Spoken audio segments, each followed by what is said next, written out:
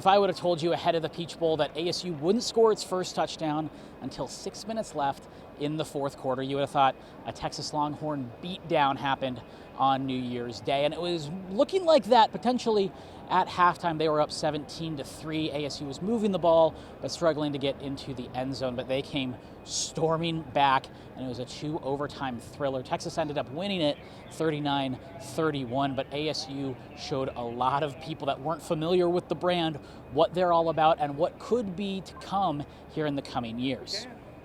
We started off not so great, and the way the guys battled back is remarkable.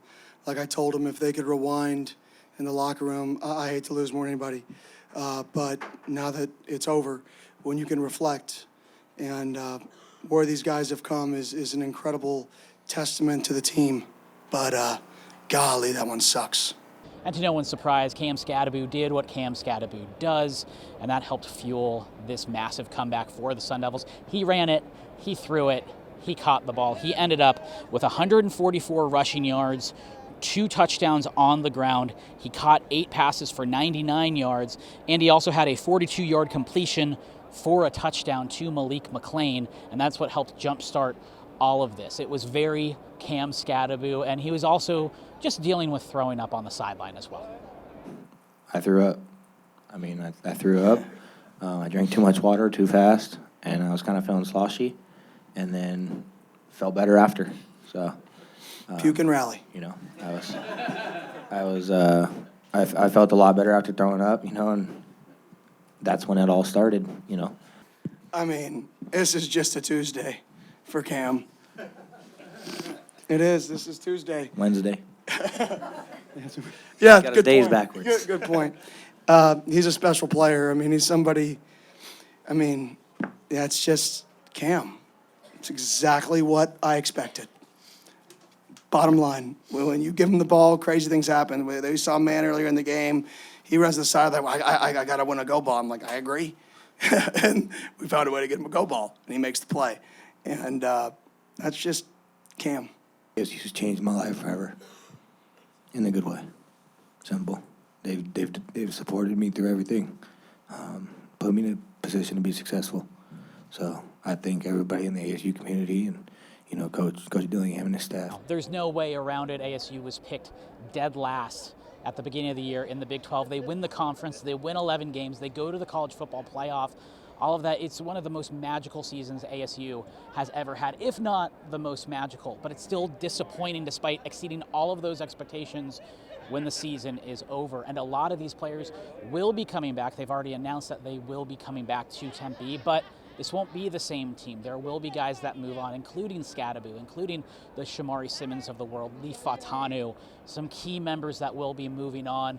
So it's a moment that they also have to take and grieve this season before moving on to next. Now, there are no moral victories when the season ends.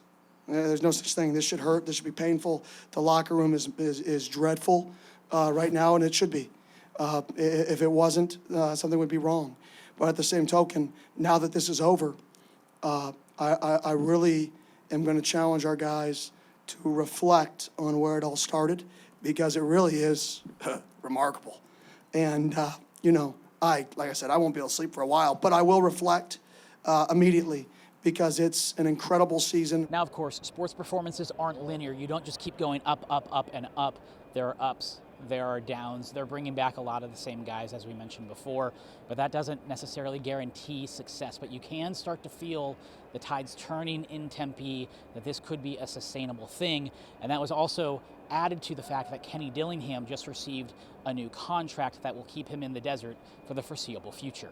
To be honest, I wanted that to be released at a time that people weren't going to talk about it. I wanted this to be about the guys, the game, and the players, so we release it basically at midnight on New Year's.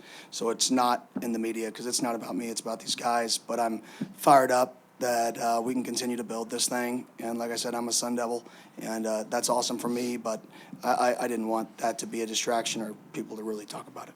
So ASU's season ends at the hands of the Texas Longhorns, 39-31 double overtime thriller in the college football playoff, and ASU certainly showed they belonged in this group this year with what they were able to accomplish throughout the year and then here on New Year's Day as well. Thanks so much for tuning in to Sports 360 AZ throughout the entire ASU football season, but it doesn't stop there.